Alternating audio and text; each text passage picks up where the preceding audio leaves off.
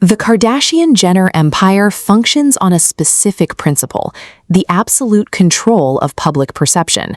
For over a decade, this billion-dollar business has relied on a strictly engineered version of reality. But the internet audience has evolved.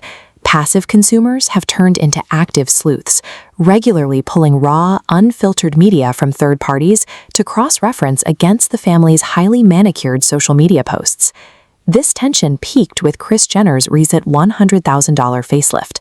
She used heavily edited, impossibly smooth photos to set an immediate standard for the surgery's results that her physical body couldn't actually sustain.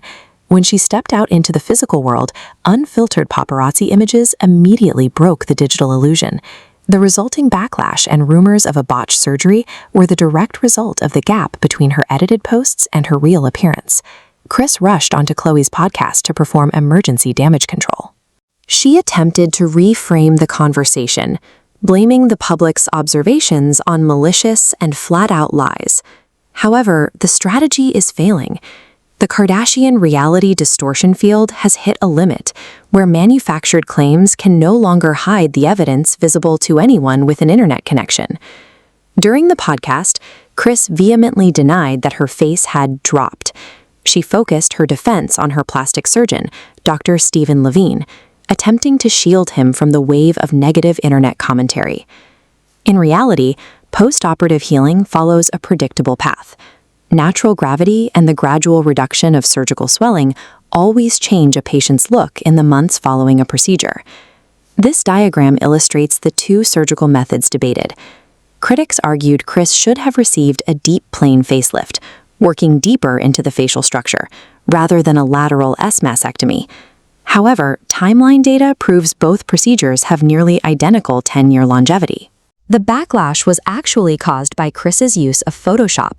By digitally altering her initial surgical results to look perfect, she created a standard that no real-world healing process could ever meet. Kris became a victim of her own PR strategy. By promoting a fake physical state, she was forced to defend a high-quality surgical result that only looks like a failure because it doesn't match her digital lies.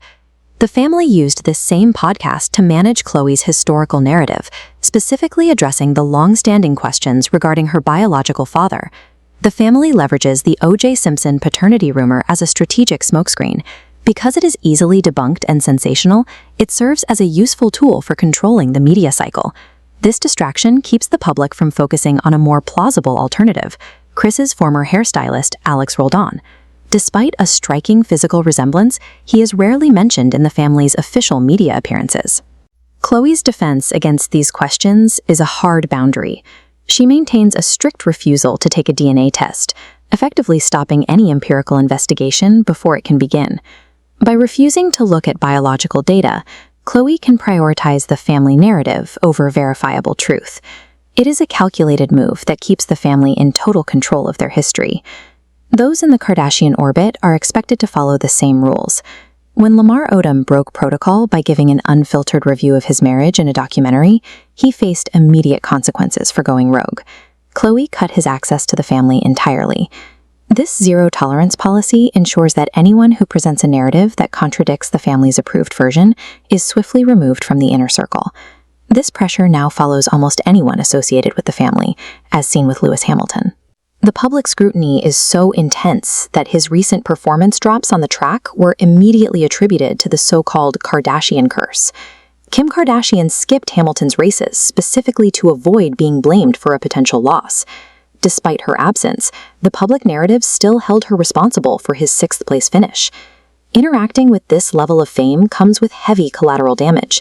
Outsiders are forced to manage invisible PR battles and defend their own reputations against a machine they can't control. The Kardashian strategy of burying the truth under layers of editing, filters, and strategic podcast drops is hitting a point of diminishing returns. The tools they once used to hide the cracks are now making the fractures more obvious. When you build a life on a manicured illusion, you eventually become a prisoner to it. The need to maintain an impossible image turns every natural human change into a PR crisis. This creates a constant paradox. Kris is forced to apologize for a successful surgery, Khloé has to dodge her own genetics, and their partners are suffocated by the public's relentless assumptions. The Kardashian strategy is colliding with a public that increasingly values raw evidence over manufactured claims. Even a billion-dollar PR machine eventually loses its power to override what the world can see with its own eyes.